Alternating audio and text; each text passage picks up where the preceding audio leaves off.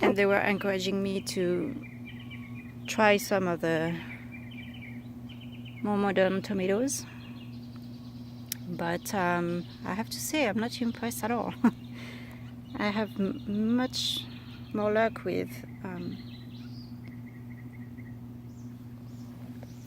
other types of all the types of tomatoes, but I think maybe because it got so hot this year so fast, I think it really played a role, and a lot of the blossoms just dropped early in the season. So now we have to wait till they make more, and now of course we are getting another heat wave, so who knows.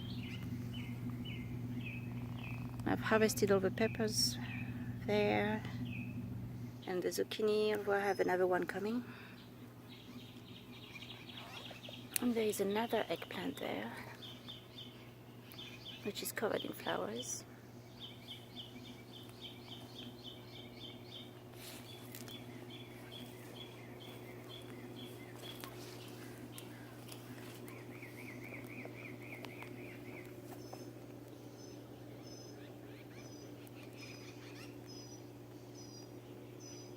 I hope you are all enjoying your summer.